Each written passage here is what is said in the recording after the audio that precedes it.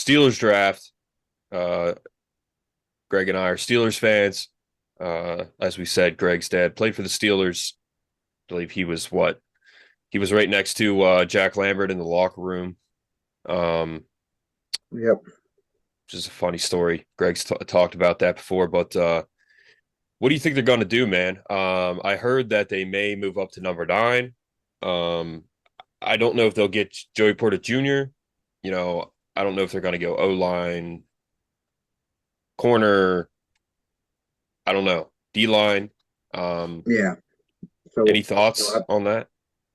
I have a million thoughts on the Steelers and the draft. And for the past couple years, I've absolutely hated how they've handled just off seasons and drafts. I think, Yeah, they're still behind where they should be or where they ought to be based on the draft equity that they've had, the salary cap that they've been able to spend. I think they're quite behind on where they should be. When I look at the last 3 to 4 years, what they should have done in my mind. Um, because I've been saying, hey, and for this has been for the last couple of years, for the first at least two picks. If I think about the Steelers, right? What has been the biggest weakness of the Steelers for what seems like forever, but especially the last 3, 4 years? Biggest glaring point of emphasis was we need to bulken up the offensive line. Well, the last 3 to 4 years, they didn't do anything to help. They got more weapons, which is all fun and good, but at the end of the day, like you have this franchise quarterback apparently like, hey, let's protect him. Like let's open up some holes for this first round quarterback that we drafted, which is another couple conversations. But I really hope um, they draft a tackle or an offensive lineman. Now, if they just fly off the board, at 17 or wherever they end up at, if they decide to trade, um, I would say like 1A would be a cornerback, like the top cornerback available. Um, but yeah, I could go on and on and on about like the mistakes that they've made in free agency in the draft for the last 3, 4 years. And I've been yelling and screaming from my soapbox, like draft an offensive lineman. yeah, Um, and I remember when it all kind of the snowball effect first started was when they traded up in the top 10 to get Devin Bush. I yeah, hated that pick. Um, that's somebody that, and I've talked to, old Penn State coaches, like that's a guy that they literally went after in scouting, him against Michigan. Like he could not defend, you know, um, certain like, whenever interior guards or any pullers, he didn't know how to react to different pullers, different motions, um, terrible in pass protection. So whenever they traded up to draft him, I was furious because I wanted them to draft an offensive lineman then. Um, and it's just kind of snowballed from there, like drafting Kenny Pickett, who I'm not a huge fan of, drafting yeah. Najee I'm Harris, not either. like drafting all these you know players that were positions we don't necessarily need in the first round. I thought they were going to be on the right track.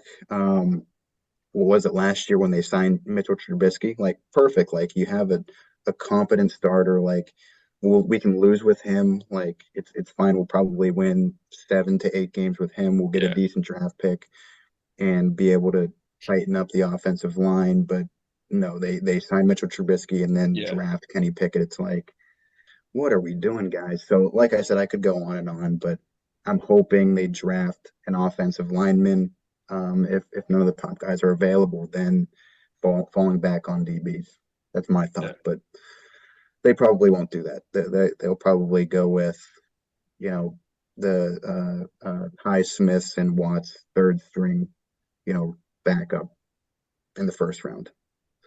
Yeah, I agree with you, man. I'm not a big Kenny Pickett guy. I think he will be a pretty good quarterback, but first of all, he's a Pitt guy. Yeah, That's how much I dislike Pitt. I don't want a Pitt guy on my team, but I was hoping they would wait until this year to get CJ Stroud because I think he's the best quarterback in this draft. I think he would be a good fit for the Steelers. But yeah, the Najee signing, I mean, he hasn't really panned out. Fryermuth has done No. well, but yeah, it's just I don't know. Najee's been a little disappointing. But Hmm.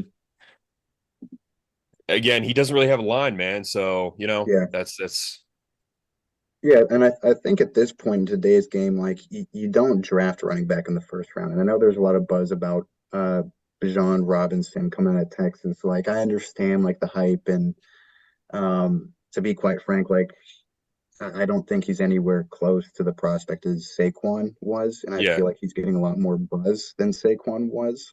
yeah, for Um, sure.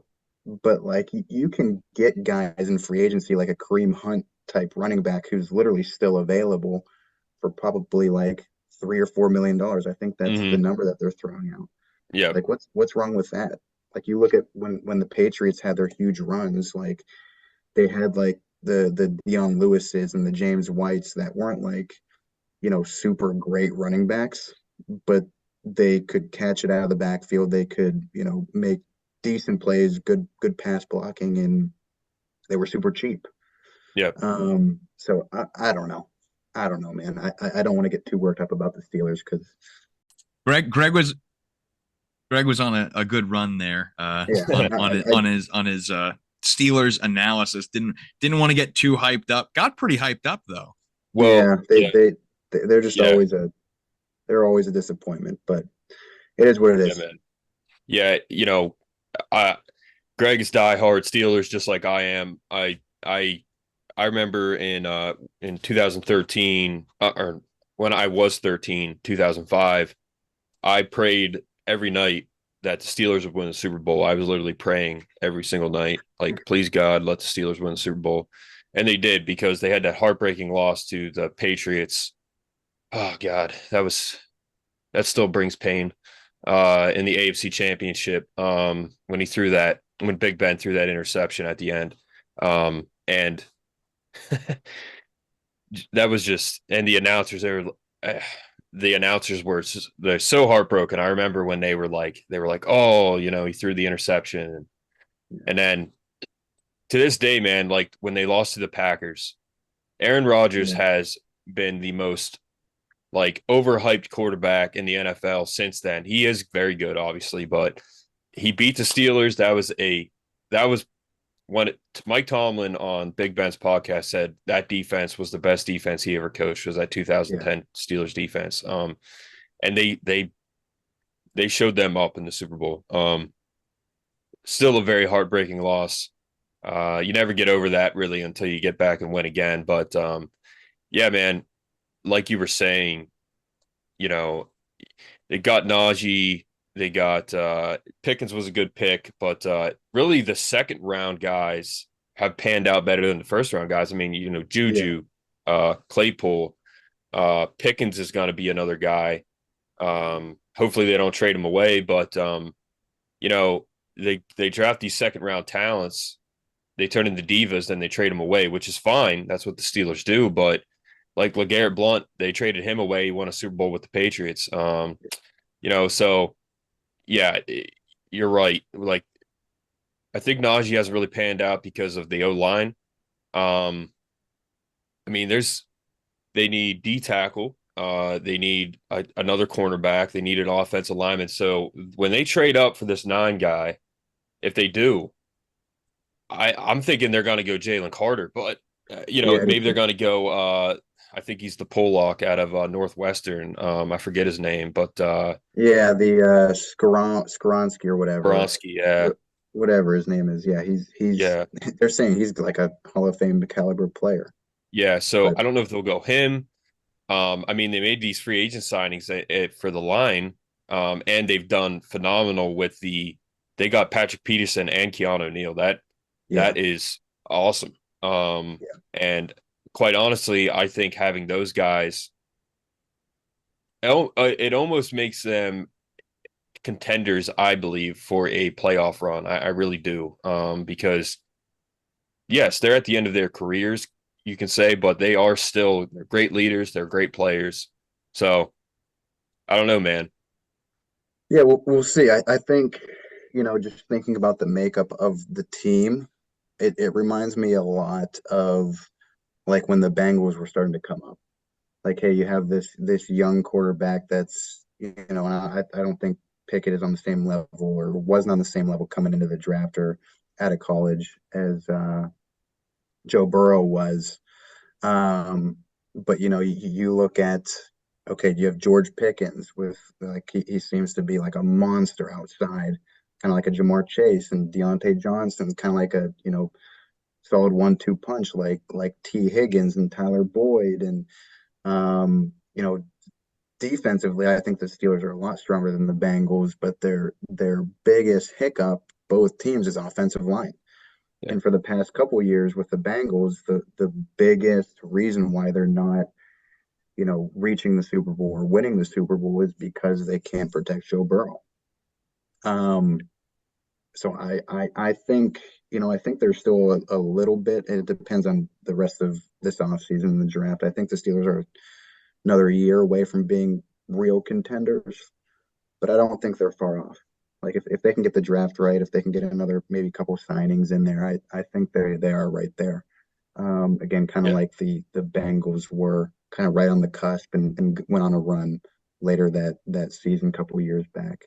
Um, but like I said before, you can never really get your hopes too high for that front office. Yeah, I think they've fumbled a few things the past couple years.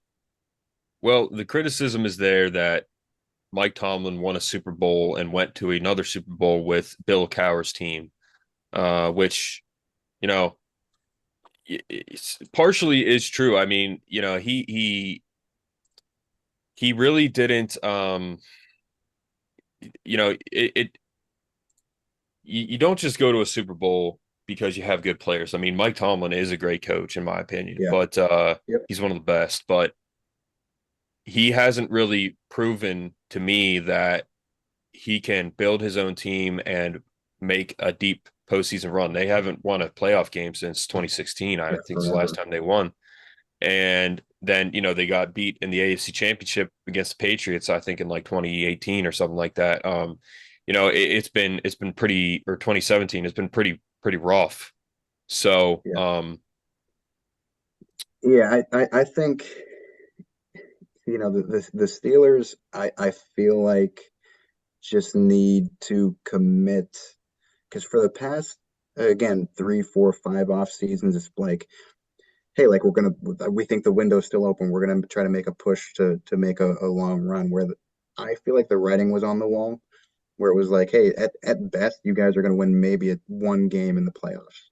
And I think the front office feels, and I think a lot of Steelers fans feel that like, hey, we're the Pittsburgh Steelers. We need to be contenders each and every single year. Where my mindset is, like especially when Big Ben was out the door and like the roster was in tough shape, like commit to a rebuild.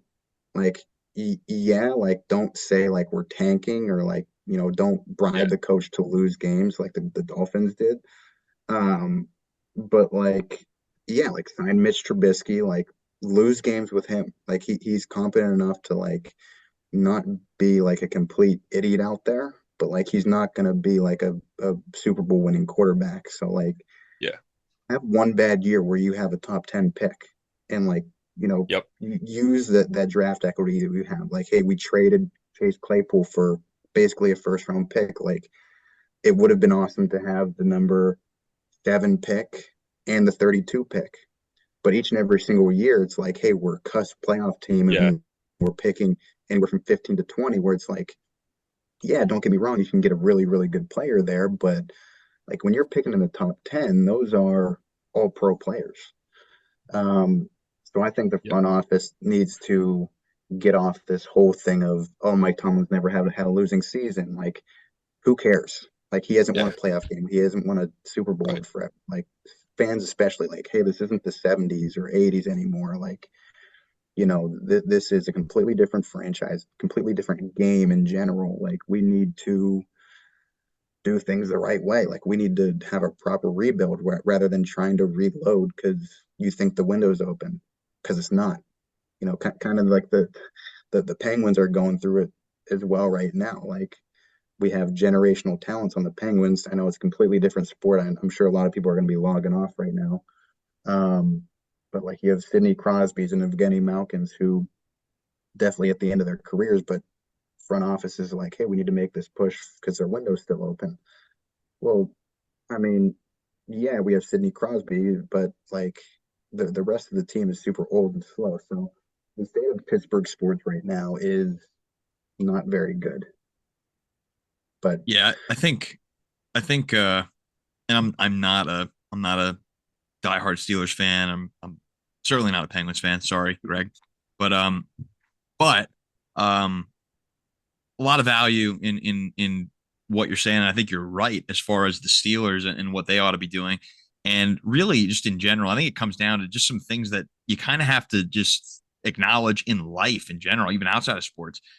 You just have to be honest with what situation you're in. You just got to be honest with yourself. You got to be right, honest with other people about where you're at and what the right, reality is of the situation. And,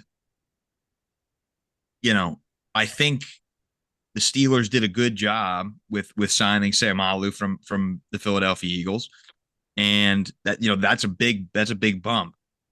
But if you can go with your first round pick and get a franchise tackle, I mean, you have to do that. yeah, We've seen this. We've seen this experiment pan out a number of times across teams, and it was stupid every time.